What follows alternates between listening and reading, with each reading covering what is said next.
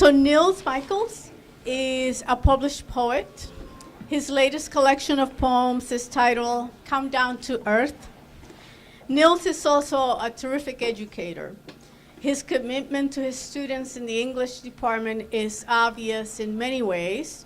Among them is the fact that he has revived the college's literary magazine, thereby creating opportunities for students to learn about publishing.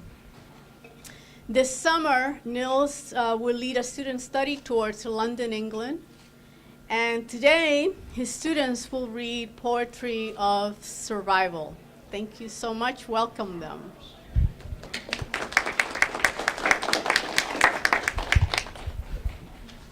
Thank you, Dulce, for that wonderful introduction. So the students are from my introduction to creative writing class, and we thought that a way that we could be a part of this conference was to read a few poems from survivors of genocide. And the first poem is, we'll start with Quan Barry's Loose Strife, and then we'll have A Handful of Ash by Siamanto, who's an Armenian poet. And then we'll finish with another Armenian poet, A Prayer on the Threshold of Tomorrow by Vahan Tekeyan. So we're going to have three different students read. We'll start with Quan Barry, and that will be Noah Cooter. So please come on up.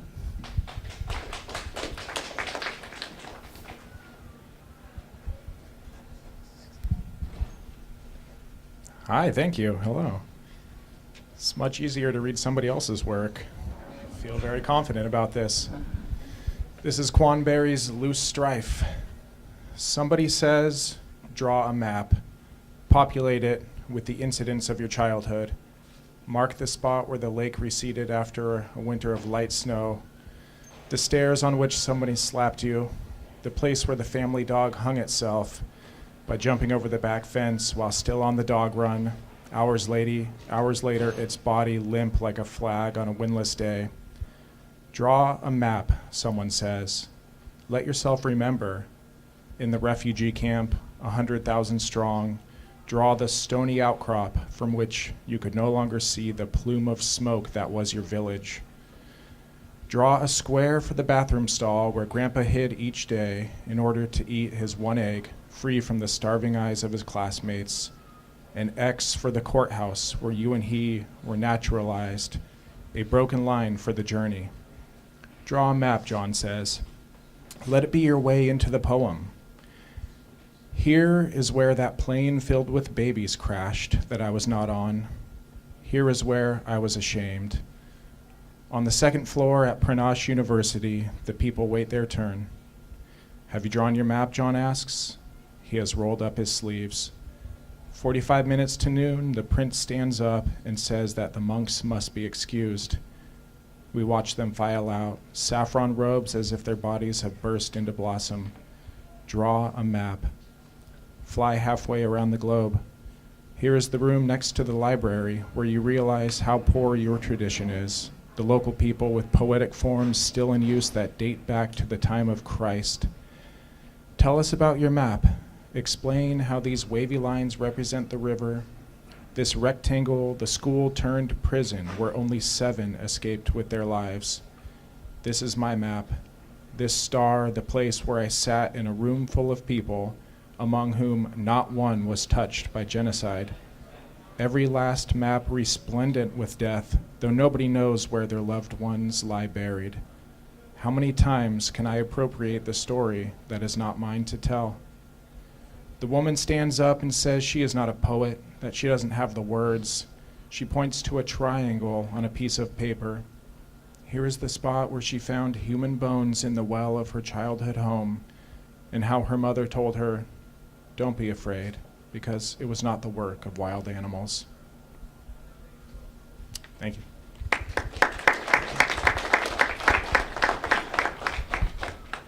Thank you, Noah.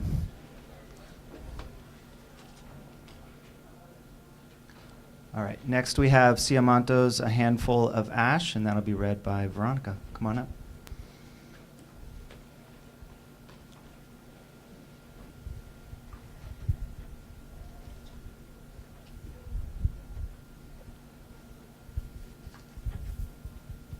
This is a handful of ash. Alas, you were a great and beautiful mansion, and from the white summit of your roof, filled with star-flooded night hopes, I listened to the Euphrates racing below. I learned with tears I learned of the ruins, of your broad walls battered down, stone by stone, onto your fragile border of flowers in the garden, on a terror-filled day, a day of slaughter, a day of blood. And charred is the blue room, inside whose walls, on whose rugs, my childhood delighted, and where my life grew, where my soul grew. That gold-framed mirror is shattered too, in whose silver depths of my dreams, my hopes, my loves, and my burning will stood reflected for years, and my musings. And in the garden, the spring song is dead. The mulberry and the willow there, they've been blasted too. And the brook that flowed between the trees, has it gone dry? Tell me, where is it? Has it gone dry? Oh, I often dream of the cage from which my gray partridge, mornings and at sunrise fronting the rose trees, would rise as I did and start its own distinct cooing. Oh, my homeland, promise that after my death, a handful of your holy ashes will come to rest like an exiled turtle dove, to chant its song of sorrow and tears. But who will bring, tell me, who is to bring, a handful of your precious ashes, on the day of my death to put into my dark coffin, and mingle with my ashes, ashes of a singer of the homeland?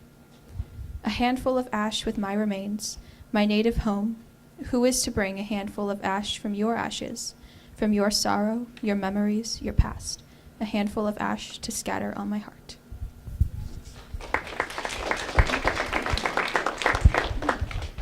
Thank you.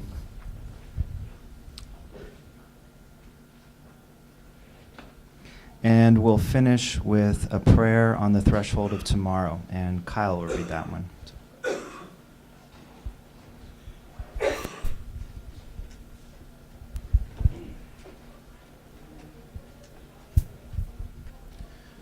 A prayer on the threshold of tomorrow. Look, new sprouts push through the fields, but which are thorns and which wheat? I do not know. Perhaps to the appetite that is sated, all is chaff, while to the hungry, all is wheat. Undistinguishable sounds, blows, footfalls, thud in the distance, an agonizing attack, where the oppressed plant red flames with their blood, and the rains sweat and expand into floods that shake the walls of the oldest dams. Lord, now is the time to send your wisdom and kindness to the tortured who, although they have forgotten, need you as they hurl themselves closer to the precipice. Oh, God, who trimmed the wick of the mind and poured the oil of life, do not let your lamps be overturned. Let them illuminate paths to your truth. Plant love in the eyes of today's and tomorrow's mighty. Do not let their hearts close. And do not let the hearts of the child and the aged be strangers to tenderness and hope. Let the struggle of our time be short. Let it be settled with justice. Let the fortress of egos, that huge barricade, crumble, and let every treasure go to every man. Let every garden gate be open, but let no flower be crushed, no single branch fall.